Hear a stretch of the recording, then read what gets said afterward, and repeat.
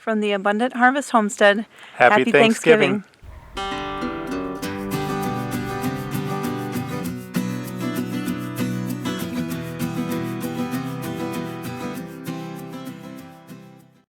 Alright guys, so we got it unloaded and then I reloaded it. Why? Because I try never to make an empty move. If you look at this, I've got a lot of these rocks that are going to be used with this to make our pillars on this fence line. Kind of like we have over there. And then a couple extra big rocks. And then I've got some empty buckets too. And a flat shovel. Some of those empty buckets, the little kids are going to fill with little rocks down by the creek. And the other empty buckets, where I'm going to use that flat shovel, and you can see here where it washes out a little bit. I'm going to, when the water comes down from there, I don't have my swales and stuff in place yet. I'll work on it. But the water kind of runs right down and washes across the driveway right now. So this is the road base I bought. You can see a lot of this stuff though is creek gravel. So we're just going to add some creek gravel here to fill this in before it gets too bad. So while we're down there working on this, you know, we've got like 3 different things we're doing. We're getting extra small rocks, extra big rocks, and then like pebbles, gravel too. So I just got to unload this, and then we'll see you at the creek. Here's the crew. And what do you got, Bugger? Let me see. Let me see. Put them in my hand. Look at that, guys. Still time to be finding amphibians down here. Right, Bugger? What kind of amphibian is that? What is it? Frog. It's a frog? Yeah. Alright, so they're getting the gravel. I got washed across the road. All the bigger stuff went down there. Start collecting buckets, and now I gotta go pick all those buckets up. Here we go. So in reality, this is probably not enough, but we did get a good load.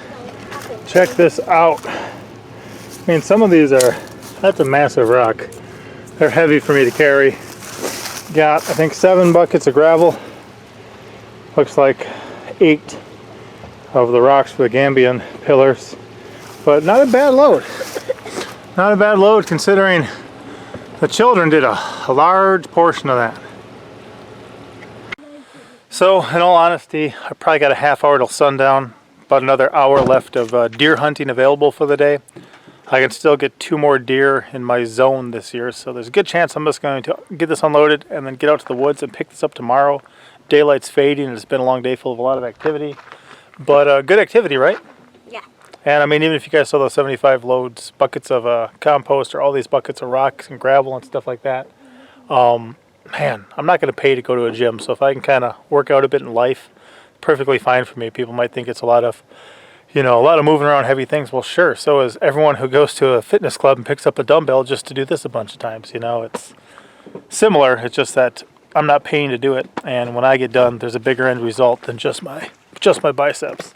So we're going to get this unloaded, and then I'm probably going to back it up to put the gravel on those, and then we'll pick this up Thanksgiving morning? Maybe. So I started putting a little bit of ones on each side, but like I said, kind of in a hurry. Getting most of them off, getting those ready. Got my snips and my thing. My little helpers, you putting that on the trailer for me, son? Toss it over the top.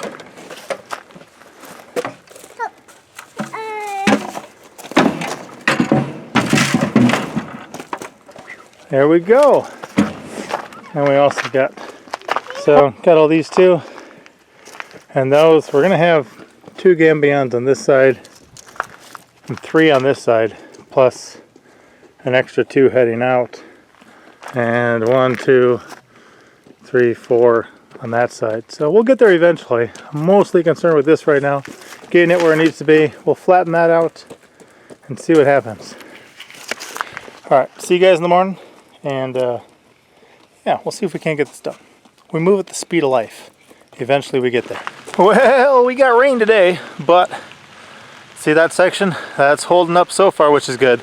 And although it's raining, the show must go on.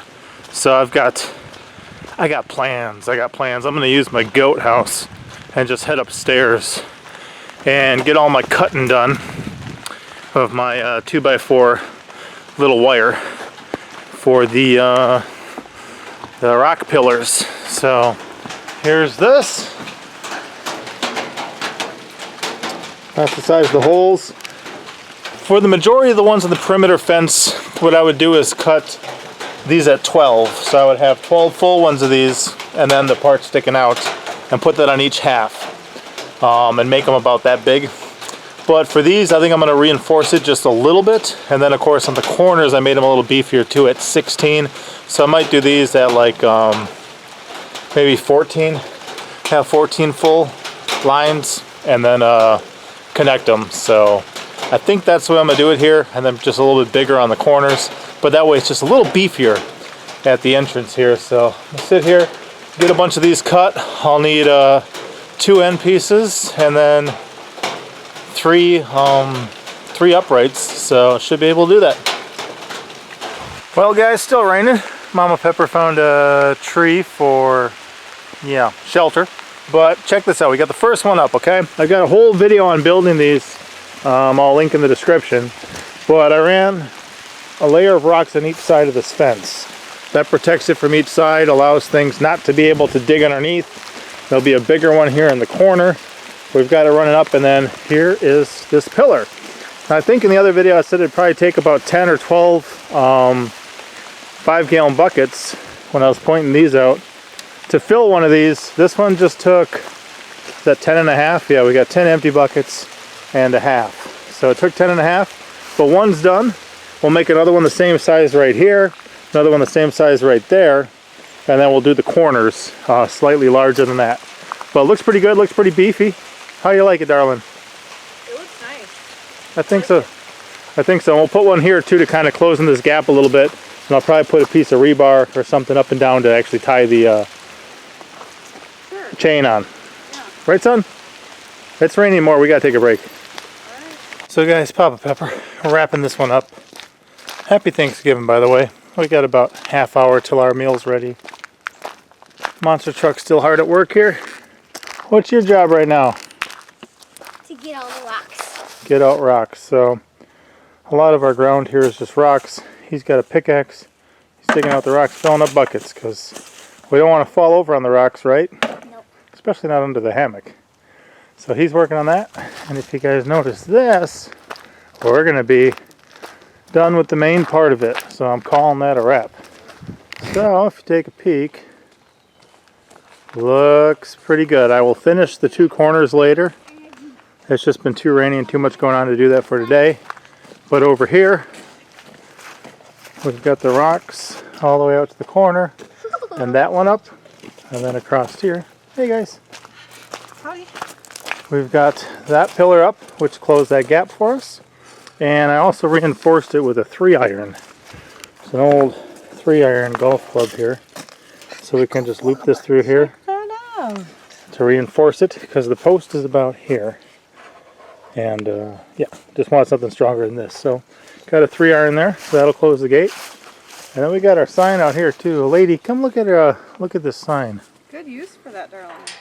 Good use for that golf club. I've been wanting to get rid of it quite a few times. Now we can't go clubbing anymore. That was my special golf club. Grandpa used it to golf a ball of mud.